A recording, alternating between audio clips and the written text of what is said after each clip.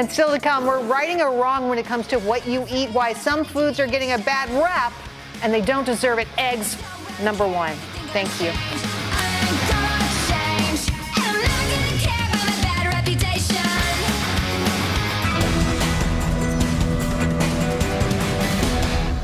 Well, even food products need redemption. The quest to stay healthy and fit can sometimes lead people to give foods a bad reputation when they're actually good for you.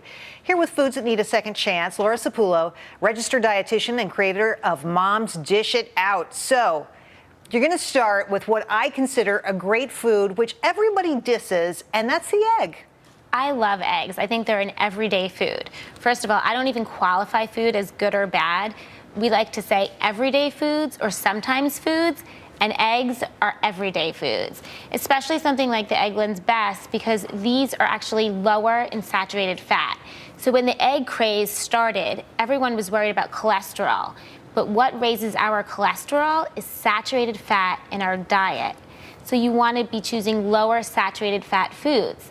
Eggs are low in saturated fat, so we can eat them, and they're great. And they are packed with protein, awesome, and you can boil protein. an egg. There's no oil, they're buttery, none of that stuff, although I like to do that too, to tell you the truth. But easy peasy to make and easy peasy to eat. It's like my go-to food on the golf course. Okay, let's talk about fruit, because some people are really worried about excessive sugar, and they talk about fruit being bad for you. How is that possible? Fruit is first. Just imagine a kid never eating fruit. I mean, that just seems wrong. So as a diabetes educator, I tell my clients, eat fruit, but it's just a matter of how much fruit to eat at one sitting. Okay, so you can't eat a whole pound of grapes, but you can eat your strawberries. I mean, the thing about strawberries would be that you could eat about 1.25 cups, and that only counts as one serving of carbohydrate. So you definitely feel, or you definitely can eat fruit, and you want to be eating it high in antioxidants, high in fiber. Blueberries, the perfect food. All right, the big craze is the gluten-free stuff.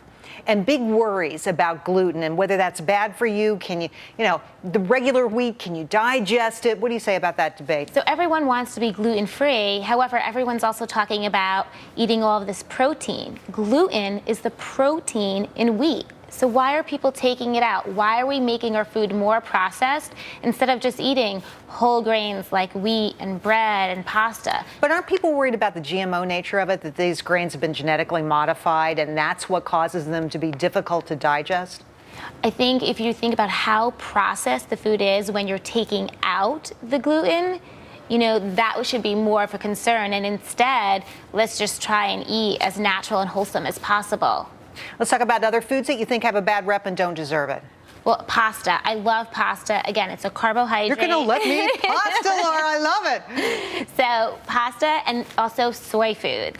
So people can eat tofu, tempeh, edamame, and miso. Love. Those are whole soy foods. And again, everyone's saying no to soy, but these are whole foods. They're not processed. And there's no connection to eating these whole foods and breast cancer. I think a lot of people are worried about breast cancer. But again, it's okay and it's safe to have the whole form of soy. All right. Laura, thanks for coming on today. Thank you. It was all good news. I like that. We'll be right back with the answer to our question of the day. Would you still buy muni bonds with no tax benefit?